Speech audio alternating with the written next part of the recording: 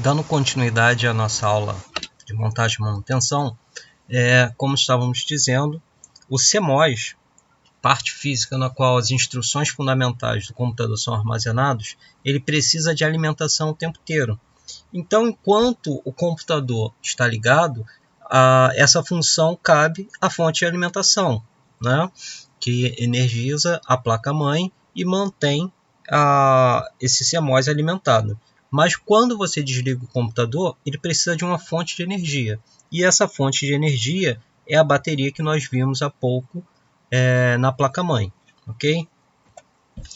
Por último, nós temos o chipset. Tá? Ele controla os barramentos. Então, como eu te citei antes, ele é dividido em ponte norte, que controla a memória, barramentos de vídeo e comunicação com a ponte sul. E a ponte sul controla os componentes e periféricos. Eu preparei aqui um esquema somente do chipset para vocês compreenderem melhor a função dele. Então aqui nós temos o chipset dividido em ponte norte e ponte sul, né? North Bridge e South Bridge.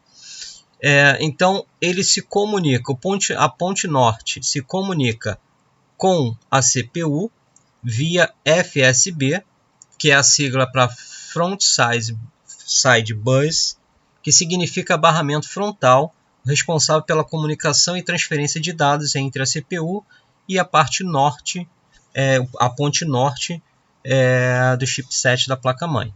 Okay? Ele se comunica especificamente com a CPU, o PCI Express e a memória RAM. Tá? E também faz a comunicação com a ponte sul.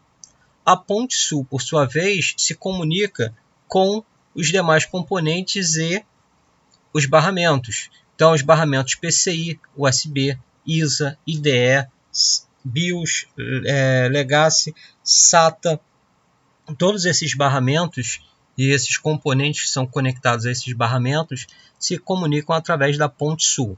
Se você observar nesse esquema, você pode perceber que todos esses componentes se comunicam com a ponte sul. Quem faz a ponte entre a ponte sul e os demais componentes, como memória e processador, é a ponte norte. Então, por isso, a ponte norte ela é mais exigida do que a ponte sul. Então, se você olhar o esquema da placa-mãe, você olhar para a sua placa-mãe, você vai ver que apenas a ponte norte tem dissipador de calor. Tá? Por essa razão. Por ela ser mais exigida, ela superaquece. Então, ela precisa de um dissipador de calor para que ela não venha a ser danificada por superaquecimento. Tá bom?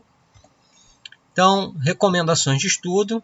Agora que você aprendeu um pouco mais sobre a placa-mãe, pesquise sobre os avanços tecnológicos das placas-mães. Tá? Fica essa dica aí para vocês estudarem sobre esses avanços e vocês vão poder perceber, se vocês fizerem essa pesquisa, como nós já avançamos em termos de tecnologia para as placas-mães. Bom? Conclusão. Nessa aula podemos observar os componentes e as partes que compõem uma placa-mãe e suas respectivas funções. Aprendemos que ela é a peça principal do computador, pois tem a função de conectar, interligar e alimentar com a energia recebida da fonte de alimentação a maioria dos componentes conectados a ela. Até a próxima aula e não esqueça de entrar lá na plataforma AVA e fazer as atividades que foram propostas para vocês lá. Um beijo no coração de vocês e até a próxima aula.